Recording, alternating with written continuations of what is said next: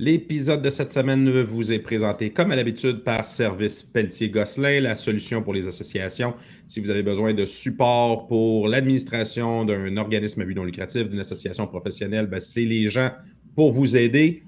J'en profite aussi pour féliciter le gagnant de l'encas silencieux pour le manteau de Gabriel Cousineau, la cagnotte qui a monté jusqu'à 475 $ pour la bourse. Félicitations et merci beaucoup. Et je veux aussi remercier les Carabins qui nous ont donné de la visibilité la semaine dernière pour remettre nos 2 bourses 2021 à 2 joueurs de l'équipe. Donc, ça, c'était un beau moment sur le terrain. Donc, si vous n'avez pas vu les images, je vous invite à aller regarder ça sur notre page Facebook. Bonne émission, tout le monde. Donc, on y est, la finale québécoise, et François qui porte son nouveau manteau. Voilà. Fièrement, mon nouveau manteau. Un peu plus lourd sur les épaules, un peu plus léger dans le portefeuille. C'est ça qui est. C'est ça qui est arrivé. J'ai brisé mon petit cochon, mais c'était pour une bonne cause, comme on dit. Absolument. Donc, comme je le disais, on est arrivé. Les demi-finales sont passées. Maintenant, on est à la finale à la Coupe Dunsmore. Comme j'ai entendu cette semaine, il n'y a que 3 choses qui sont certaines dans la vie: la mort, les taxes et le Rouge et Or et les Carabins en finale de la Coupe Dunsmore. Donc, on s'y retrouve encore. Avec moi aujourd'hui pour parler de ce qui s'est passé la semaine dernière et ce qui se passera la semaine prochaine, une fille qui prêche la bonne parole auprès des non-membres, telle une témoin de Jéhovah sur votre perron tous les samedis matins, Tamélia Ekadi. Bonjour. Salut. Et avec moi aussi un homme qui a une job dans ses entrevues, présenter les gars, puis qui n'est même pas capable de le faire correctement. François Mathieu, tu as une chance de te reprendre maintenant. Nicky F. Oh, come on, chicken. Ah oui. Farinaccio. Farinaccio. Oui, j'ai scrappé son nom. C'est pas comme si c'était pas arrivé historiquement 1 milliard de fois sur 1 million de noms. Mais tu vois, avec Brian, j'avais carrément abdiqué et je l'avais appelé Brian Ash.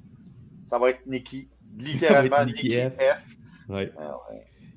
D'ailleurs, il a été un des 2 récipiendaires de la bourse Montagnard. Puis je pense qu'il était content de la photo de la célébration de son premier sac. C'est la photo qu'on lui a donnée. Il m'a même demandé s'il pouvait garder le cadre. Fait que ça, il avait trouvé ça assez cool, je pense. Sur le terrain, peux-tu garder le cadre? Ouais, all right, cool. J'ai trouvé bon, hein, pour ceux qui n'ont pas vu justement mon entrevue avec lui, là. Ça fait longtemps que j'en parle, là, que lui puis Lessard, je trouvais que c'était nos 2 gros recrutés des 2 dernières années, mais lui, il y avait quelque chose de particulier. Je me souviens quand je l'avais vu à Grasset.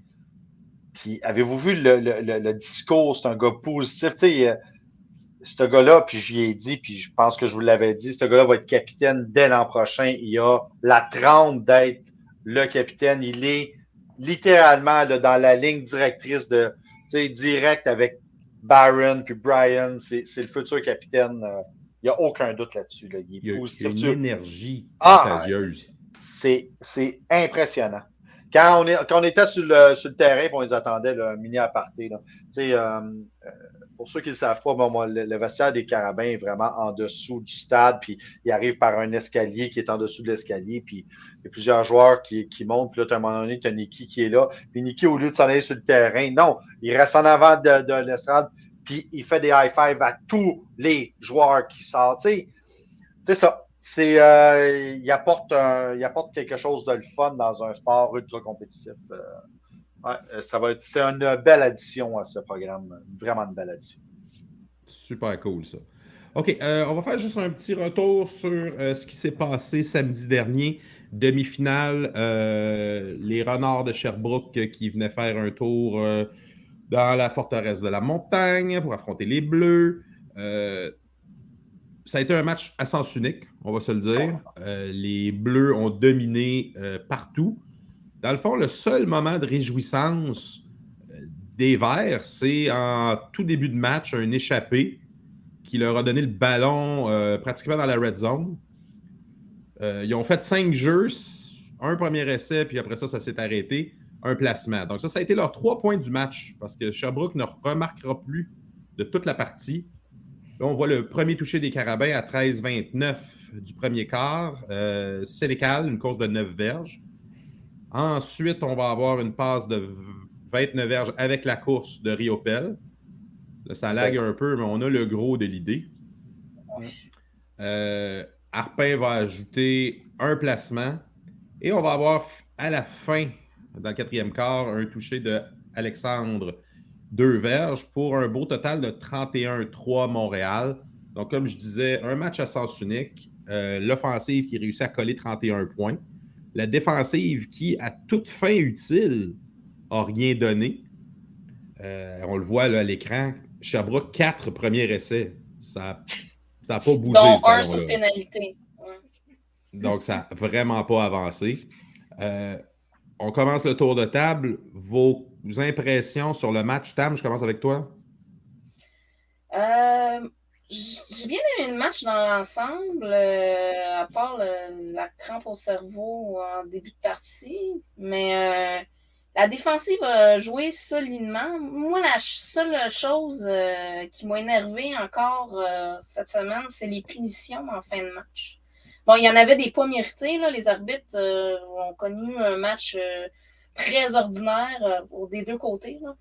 Mais j'ai pas aimé les punitions de rudesse d'antisportif à partir du troisième quart encore. Ça fait plusieurs semaines que c'est comme ça.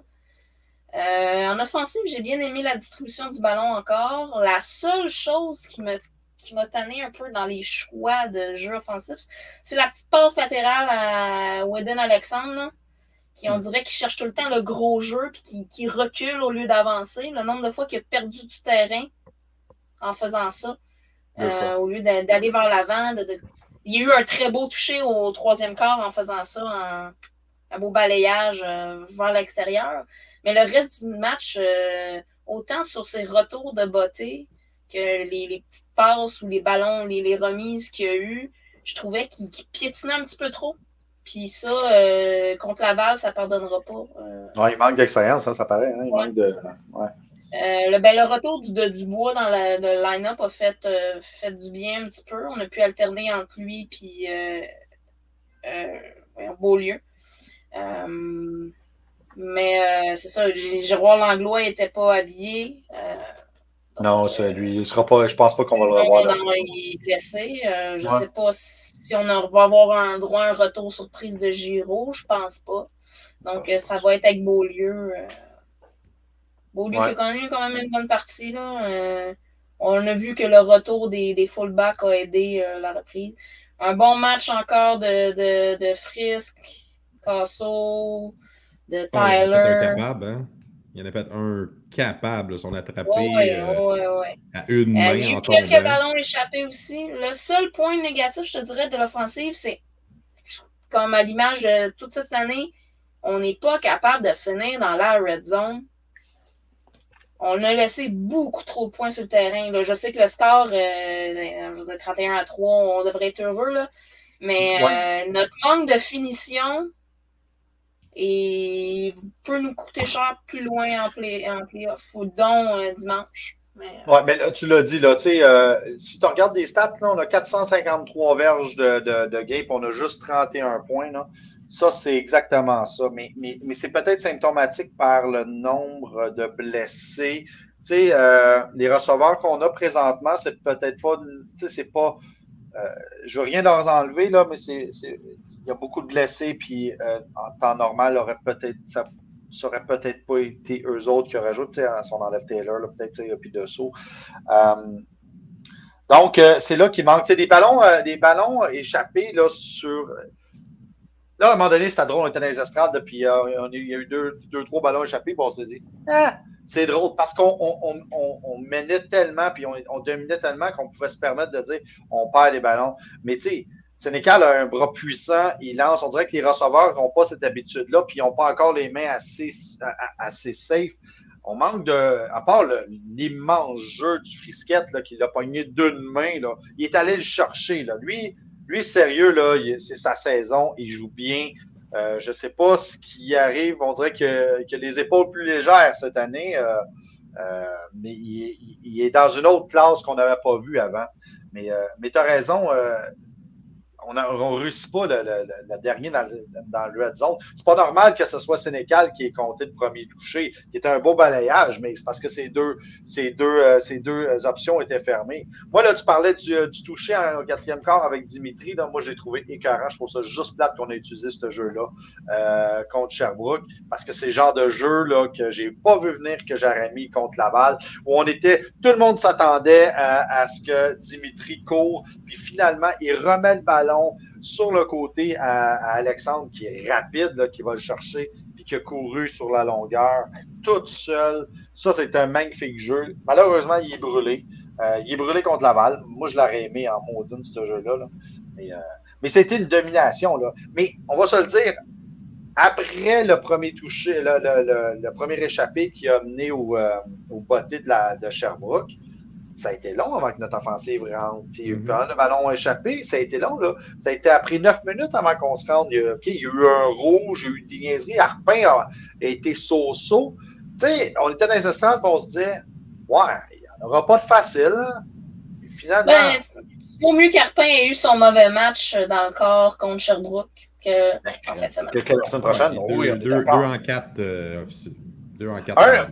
Ouais, moi, là, mon gros highlight, là, ça a été la défensive encore cette semaine. Nicky a été écœurant, on en parlait. Là, Nicky je pense qu'il y a 6 plaqués. 6 plaqués et un échappé forcé.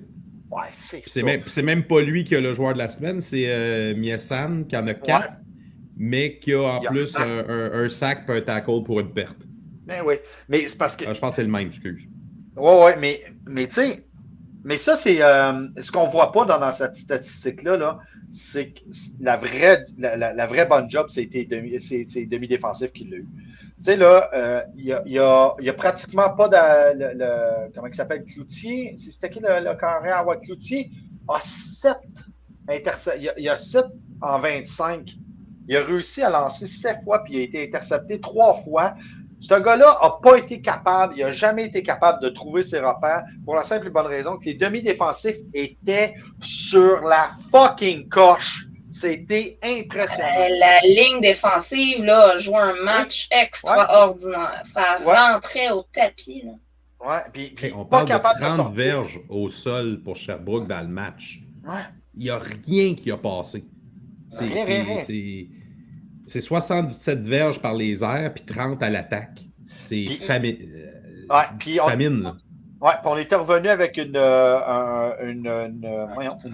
composition, un 4-3, comme on l'a fait pour Laval, parce que, vous l'avez vu la semaine passée, Sherbrooke avait décidé, hey, on va commencer à courir, nos lines sont enfin un peu plus en shape, on s'est trouvé un porteur de ballon, puis on s'est dit, là, c'est clair qu'ils vont faire la même chose.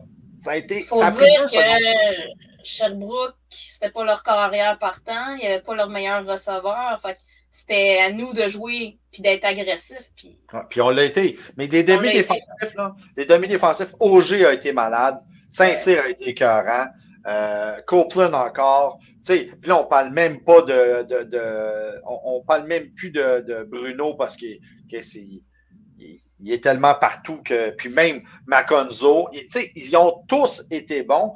Puis là, je vous rappelle qu'il y a 3 parties. On y manquait tellement de demi-défensifs qu'on avait habillé des receveurs là, à cette position-là.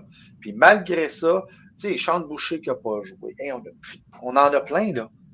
Je te dis, moi, là, cette année, là, les demi-défensifs, là, c'est ce qui m'a impressionné. À vrai dire, la défensive a dit c'est la versatilité et la mobilité de position de cette défensive-là qui m'impressionne plus depuis là. La pression que les secondaires mettent, là, justement, on parlait, Nicky, Broderick, Messiane, 5 ça commence à rentrer, là. T'en sors un, t'en rentres un autre, puis tu vois pas la différence. Dès qu'on sait que ça va être un jeu de couverture, donc on va être lancé, on sort Nicky, on rentre le 4, là, Joseph, là, qui s'appelle, là, celui qui est un peu agressif, là. Ouais. C'est quoi son nom? Numéro 4. C'est Joseph. Moi, je le trouve un peu agressif, là. Mais lui, en couverture, il est écœurant. Puis là, oublie ça vient de scraper le jeu. La défensive a été malade, ça s'est replacé.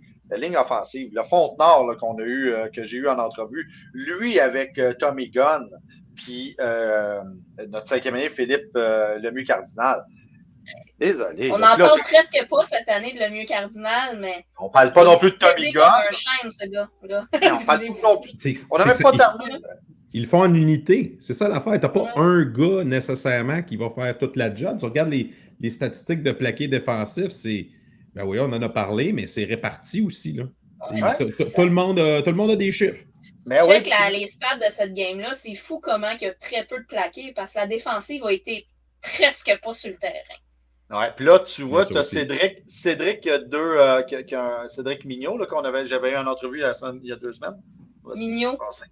Ouais. Qui a une super partie, ça paraît hein, quand il appuie sur sa maillotche. Hein. Puis Olivier Paquette-Bisson, qui lui avec, là, c'est un 4e, 5e année, lui avec, là, ça fait des années qu'il est là. Troisième, me semble. Ça fait des années qu'il est là, puis qui a enfin du temps de jeu, puis là, qui se fait sentir. Hey, on est rendu loin dans le deep, là, puis après coup, on a rentré d'autres joueurs, parce qu'à un moment donné, ça n'a pas été long que c'était l'équipe B. Sans farce, j'ai rien à dire contre. C'est Claudaire à Joseph, le numéro 4. Ouais, c'est ça.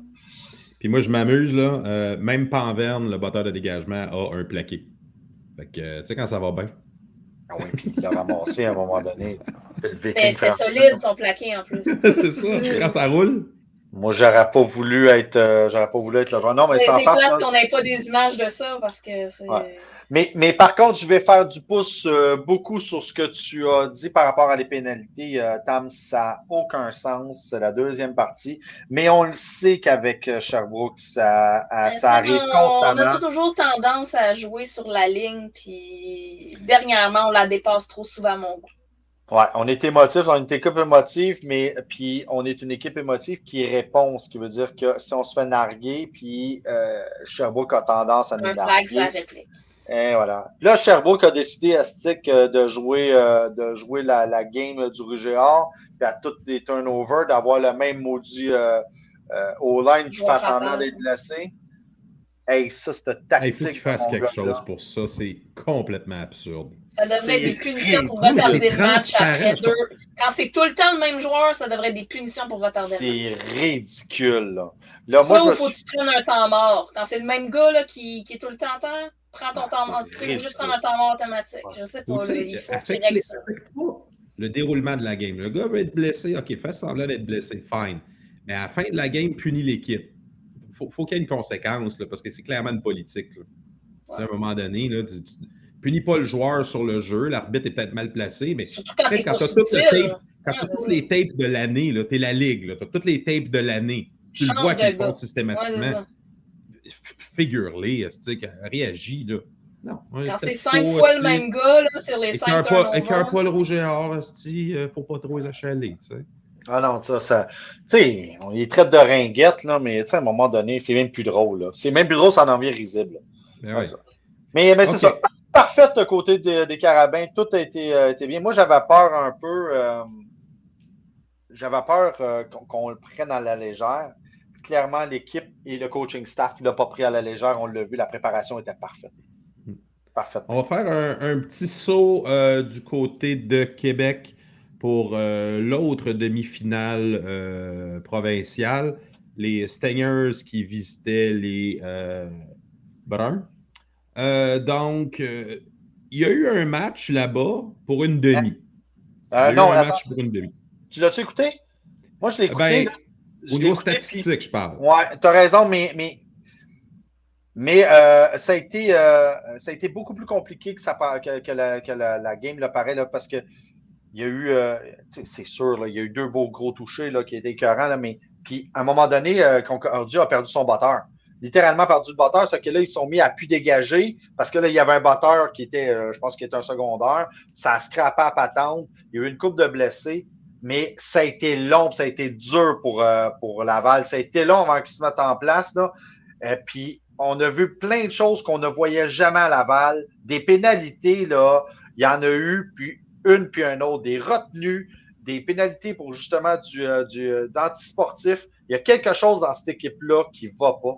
Puis là, ils se sont mis à jouer une offensive qui est complètement différente de d'habitude. Ils ont sorti 2 fullbacks qui mettaient un, tu sais, justement pour créer une ligue plus grosse. Là. Donc, un fullback sur sur le bout de la ligne, puis le deuxième qui est en arrière. Au lieu d'aller, le deuxième fullback s'en va en avant pour ouvrir le jeu du porteur de ballon. Il charge la ligne, dans le fond, c'est ça que tu me dis. Littéralement. Ce qui veut dire que là, le deuxième fullback va traverser au complet. Ça vient aider pour que le porteur de ballon. Ils n'ont jamais fait ça. Là. C'est une nouvelle façon. Puis, est-ce que c'est une réaction à. Tu mets plus. Exactement. Tu mets plus de poids sur la ligne parce que tes gros O-line qui d'habitude ouvraient le corridor ne sont pas capables de fournir, donc il faut que tu leur donnes de l'aide. Oui, absolument. Mais il avait aussi compris que la ligne offensive, de cette façon-là, il savait que à gauche de la défensive de Laval, pas de Laval, mais de Concordia, il y avait un leak, puis tu pouvais aller un peu plus parce qu'il courait tout le temps sur ce sens-là. Mais tu sais, Filion, à un moment donné, a compris le pattern, puis il se contournait le fullback.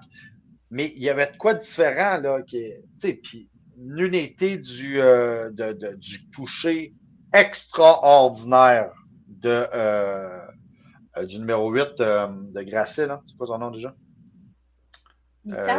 Mittal. Mittal. OK, c'est ça qu'on cherchait. Je me dis, le 68 verges, ouais. Ah, stick! Ce gars-là, il est gros, là. On est d'accord, il est immense. Puis moi, je n'avais pas remarqué qu'il courait encore aussi vite que ça. Il s'est mis à dépasser. C'est un magnifique toucher. Mais il y a encore essayé le jeu niaiseux, là, où c'est lui qui part de côté, là, en arrière, en balayage, là, puis qui fait ça n'a pas marché. Ça a marché une fois. Oui. Sur un revirement, c'est une défensive qui est déstabilisée contre nous autres. Puis comme c'est souvent le cas dans cette ligue-là, si tu as un jeu qui fonctionne ou qui a une fois fonctionné, tu vas le battre à mort. Tu vas essayer de rattraper la foudre. Mais tu vois, là, Laval m'a pas paru aussi dominante que les statistiques démontrent. Encore une fois, j'ai plus l'impression que Concordia a perdu la partie en perdant son batteur, puis à un moment donné, tu voyais que Jeremy Murphy, là, il a mal à une jambe, là, il n'est pas capable de courir, il ne servait à rien. Mais ils ont réussi, Laval a quand même réussi à mettre de la pression sur leur corps arrière. Sur Roy, oui. Il a été saqué 4 fois. Mais ça veut dire que ça s'est rendu. Ils n'ont pas de jeu au sol non plus. Leur fouture, à aucun moment, là, le jeu au sol de Concordia, c'est le porteur de ballon. Même s'il y avait un running back, le running back était tout le temps excentré, puis il servait justement comme 3e, 4e ou 6e receveur. C'était ça le jeu, de le lancer à côté. Les défensifs de Laval, c'est pas des épais. Là. Ils l'ont vu venir fois 1000. À 2 reprises, en plus, la remise au faux porteur de ballon s'est fait du mauvais côté. Je te dis, Concordia, c'est battu. C'est débile. Je regarde les chiffres, je me dis, ça se peut pas, c'est une anomalie. Ils ont tenté dans tout le match Concordia 10 courses. Là-dessus, il y en a 7 que c'est le corps arrière. Exactement. Ça veut dire qu'ils ont tenté. Mais toute l'année, ça a été comme ça. Dans tout le match, ça n'a aucun sens. Non, mais je veux dire, je pense que le QB de Concordia, il est dans le top 5 des verges pour la course. Là. Ah oui. Mais en termes de choix de jeu, tu ne peux pas espérer battre qui que ce soit. Parce que dans le fond, là, le pari qui a été fait, c'est de dire, OK, on ne va que passer le ballon. Les courses étaient une anomalie statistique. Là. On parle d'une moyenne de 0,5 verges. Oui, mais tu peux pas faire ça. Mais les équipes se sont ajustées aussi. Là. Tu peux pas faire ça contre Laval. Le coaching staff est trop brillant. Ils vont te manger. Mais c'est ça qui est arrivé. Contre personne. Juste passer. Juste. Parce que c'est ça, là. On a 35 tentatives de passe, 3 courses. Tu sais, Concordia est une équipe très, très jeune. Moi, je pense qu'ils vont apprendre de leur expérience puis ils vont revenir plus fort l'année prochaine. Je suis d'accord parce que si tu avais eu Jeremy Murphy parce que là, Salvaire a pogné une coupe de balle en plein milieu. Roy était bon. Je l'ai dit à plusieurs reprises. Concordia est à un jeu au sol brillant d'être une solide équipe. Puis, all right. On va faire un bon running back, là, il aurait pu battre la balle. Possiblement. OK, on va faire un petit saut dans le reste du Canada pour voir un peu ce qui s'y est passé. Donc, il restait des matchs de saison régulière dans l'Atlantique et dans l'Ouest. Vous voyez les résultats à l'écran. Saint-FX qui continue de dominer dans l'Ouest. Bishops. Dans l'Atlantique. Dans l'Atlantique, excusez. Bishops qui a encore perdu. Ils ont encore Absolument, trouvé le ils n'ont moyen pas de perdre. d'attaque. Je ne sais pas ce qui arrive avec Bishop. Ils n'ont tellement pas d'attaque. Là. Mais dans l'Atlantique au complet, là, ça fait 2-3 semaines qu'ils ne sont même pas capables de scorer 20 points, aucune des équipes. Ouais. On dirait qu'ils vendent trop. Là, tu finis avec 2 Puis points. en plus, Saint-FX, leur QB partant, il n'a pas joué cette game-là. Ils ont réussi à gagner quand même. Dans l'Ouest, vous le voyez, Manitoba qui continue sa bonne saison quand même, ça va. Saskatchewan qui sort les Dinos, dans le fond. Oui, qui ont sorti les Dinos, ouais. Mais c'est pas Saskatchewan qui a sorti les Dinos. C'est UBC sur la dernière minute du match qui ont fait leur placement pour gagner. Ouais, ok. Ouais, ils sont venus squeaker juste par-dessus. Ça a pris une combinaison des deux. Ouais, c'est ça. Défaite de Calgary, victoire de BC pour réussir à les sortir. Donc, les champions défendants de la Coupe Vanier qui font même pas la ronde éliminatoire. C'est quelque chose. Puis Calgary, c'est niveau rouge et or. C'est top 3 canadiens stead, ça, d'habitude. C'est la première fois depuis 2007 qu'ils font pas série. C'est quand même exceptionnel. Quand on en parle plus, ils ont 2 receveurs extraordinaires, puis ils ont relativement un bon corps arrière. Oui, mais je pense que juste que la division de l'Ouest est peut-être la division la plus paritaire. On pourrait-tu dire ça? Ouais. Oui, puis le calendrier réduit aussi a fait que Calgary a été sorti. Ça avait été un calendrier de 8 matchs, probablement qui aurait fait les séries, parce qu'il aurait affronté 2 fois la majorité des équipes. Donc, ça aurait balancé les choses. Ils auraient quand même rentré. Il y avait un calendrier désavantageux qui ont affronté plus souvent les équipes qui ont fini en haut classement. All right. C'est la vie. On a passé la première ronde au Québec et en Ontario. L'Ontario qui amène toujours plus de monde dans les playoffs. Là. Donc, on a Guelph qui avance, Ottawa, Queens qui continue d'être parfait et les Mustangs de Western qui sont pas arrêtables. Là. Si tu veux voir des points, tu regardes les Mauves. Là, ils vont t'en marquer des points. 51. J'étais un peu déçu de savoir que Toronto avait perdu. C'est la première fois qu'ils recevaient une game de playoff chez eux depuis à peu près 300 millions d'années. Quelle résilience des GGs. Ils ont eu un mauvais début de saison, la mort d'un de leurs joueurs. Ils ont réussi à se regrouper et à tourner leur saison de bord. Chapeau. Ouais, puis tout ça avec pas de McMaster, mais pourtant, ils sont dans le top 10. Yep. Tu parles de. Excuse, j'ai pas vu le top 10 cette semaine, mais c'était. McMaster est 10e alors qu'ils ne se sont même pas qualifiés pour les séries. Leur système n'a aucun sens. Ouais. Puis là, tu as quelqu'un qui écrit, qui a répondu à ça en disant vous avez peut-être mélangé. Je comprends que le costume de McMaster ressemble beaucoup à celui des GG. C'est peut-être juste. Vous êtes peut-être juste trompé d'équipe. Mais c'est des clowns, là. Voyons, tabarnouche. 2 équipes de l'Atlantique aussi dans le top 10. C'est plate de voir que les Carabins sont premiers, mais ça vaut pas grand-chose, ce classement-là, pour être honnête. Là.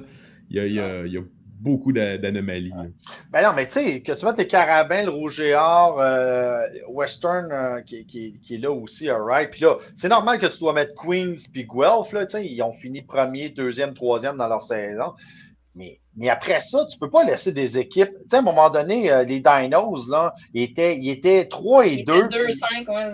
Ouais, 2-5. 2-3, ouais, c'est ça. Ouais, 2-3. Puis tu sais, puis il était encore là. Il venait de se faire torcher par une équipe qui n'aurait même pas dû être là. En tout cas, peu importe. C'est risible complètement, cette patente-là, du début à la fin. À gauche, on voit les braquettes pour en fin de semaine pour les séries éliminatoires. Ouais. Western se reprend à Guelph, que Guelph a réussi à les battre cette année. C'est leur seule défaite. J'ai hâte de voir ce match-là parce que la défensive de Guelph est excellente. Ils sont capables d'arrêter le jeu au sol. Ça pourrait créer des surprises si Western n'est pas capable de lever le ballon comme la dernière fois qu'ils ont affronté. Ça serait intéressant parce que j'ai l'impression que si Western passe ça, Western a un free ride pour la Coupe Vanier. C'est possible parce que les autres, ils vont frapper l'Atlantique. Là. Fait que quand je dis frapper l'Atlantique, c'est un petit dos down. Là. Ça devrait être simple, alors que le Québec et l'Ouest vont s'affronter. Puis vous vous souvenez la dernière fois que les poneys sont ramassés dans l'Atlantique, ils ont fait un toucher à chaque possession. Ça fait Chacune de leurs 83-0, me semble, ou 81-0. Chacune de leurs fucking possessions, ils ont fait un toucher. C'était même pas drôle. Ça en était. Chris, tu dis, OK, là, non, c'était pas drôle. C'était juste pas drôle. OK, on va avancer à notre preview.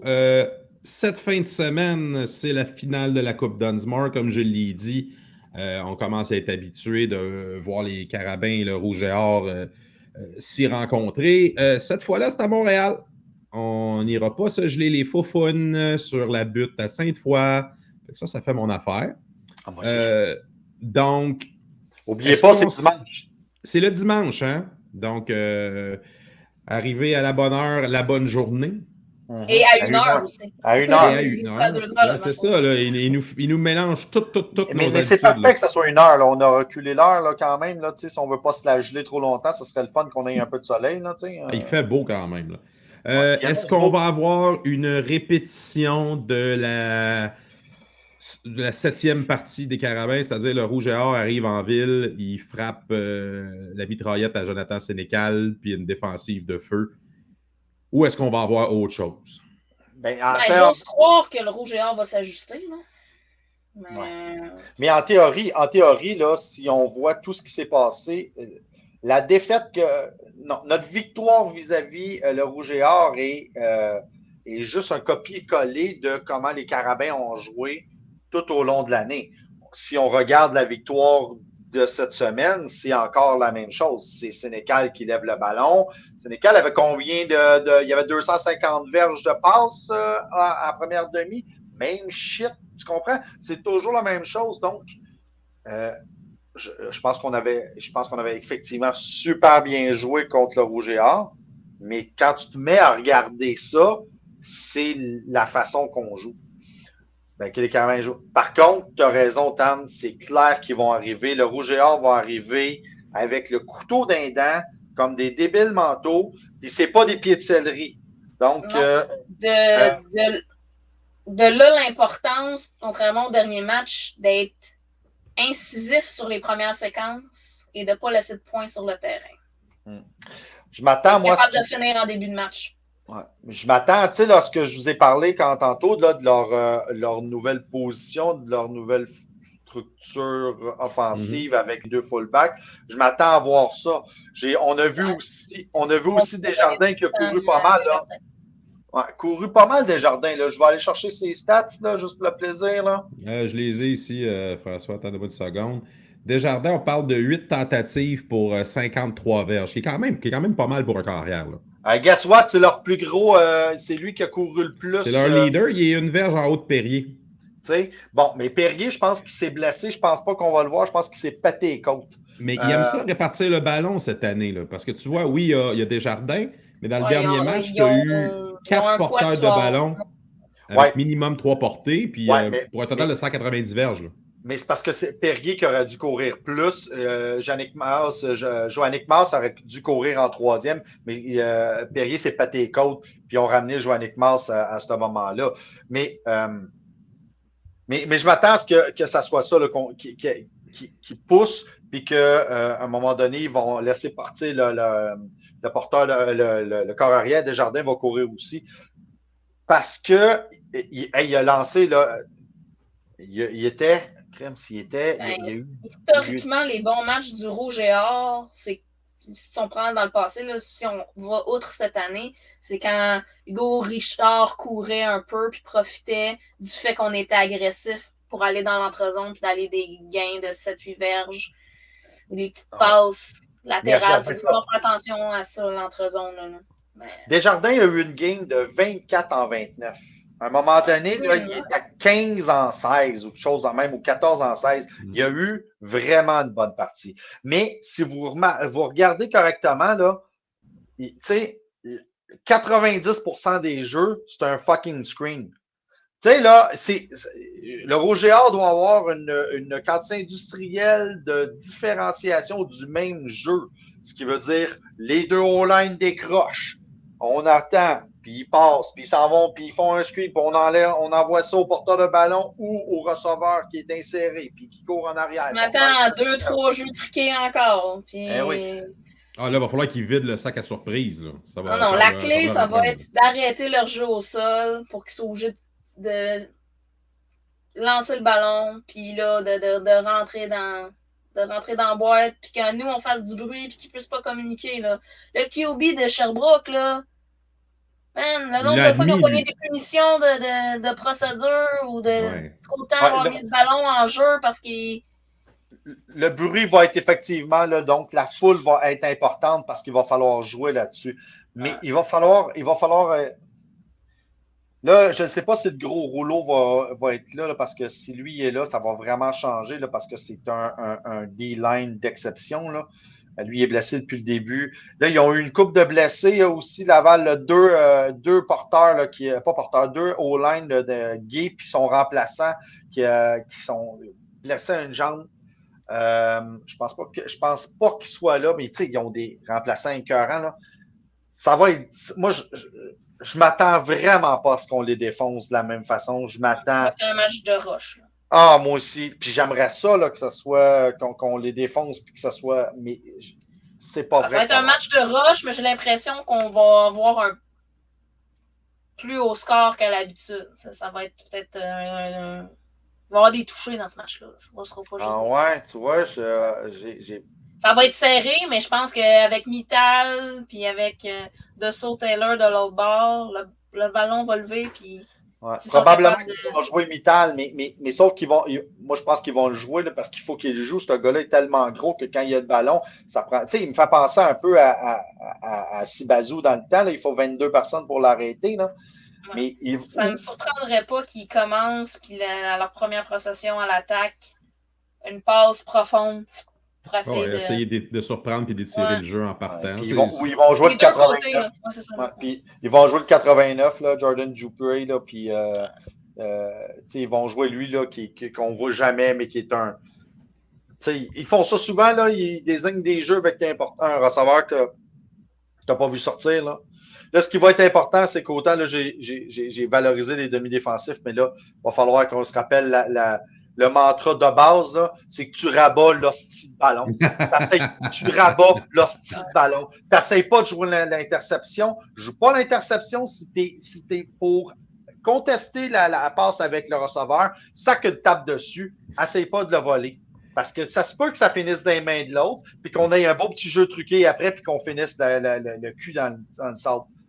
Non, tu rabats. On l'a encore sur le cœur, hein? Quasiment tombé d'un pomme, moi, cette journée-là. Je vais m'amener un petit sac cette fois-ci pour pouvoir gérer mon hyperventilation. Ça va être sold out. Je vous le dis tout de suite, ça va être sold out. Donc, c'est ça. Donc, je m'attends. C'est ça. Je sais qu'il y a des gens qui sont très confiants. Là. Moi, je suis beaucoup moins confiant. Ça fait 3 games en ligne qu'on les bat si on prend la danse de 2 ans. Là. Puis le vieil adage au football, c'est que peu importe le calibre, battre la même équipe 3 fois dans la même saison, la 3e est extrêmement difficile. Parce que à partir du moment où tu te connais, il y a un effet qui neutralise. Là. Tu ne peux plus juste faire la même chose tout le temps. Ouais, donc, on verra ce qui se passe. Encore une fois, c'est dimanche et non pas samedi. Donc, arrivez tôt. S'il y en a qui veulent se stationner, il y a le P27 en arrière de Maverick-Victorin. Si vous voulez vous asseoir dans le coffre de votre char, on vous y invite. Nous, on y sera avec notre gang de Joyeux Lurons. Donc, ça va être un bon match. Encore une fois, une finale va être difficile à prédire. Mais on s'en espère une bonne pour le match. Merci beaucoup. Je pense pas que je vais supporter une autre défaite d'une Duns à Montréal. Pas boy. On va boire notre peine si c'est ça qui arrive, je pense. Non, ça n'arrivera pas. On a une trop bonne équipe pour que ça arrive. Ah, je sais. In Sénégal, we trust. Yes. In Sénégal, we trust. GS12. Good. Fait que bonne semaine tout le monde. On se voit, comme je disais, dimanche pour l'avant-match. Si vous voulez rejoindre les Montagnards pour contribuer à notre cause, l'inscription est de 20 $. La totalité des sommes cette année s'en va au programme de bourse des Montagnards. Et pour suivre nos publications, nos activités, nos nouvelles, Facebook, Twitter, Instagram, Montagnard Montréal. Allez voir les pages, like et poursuivre. Idem sur YouTube, Les Montagnards Montréal. Merci d'avoir été là. On remercie encore une fois SPG, la solution pour les associations. Et on se voit en fin de semaine. À la prochaine. Bye bye.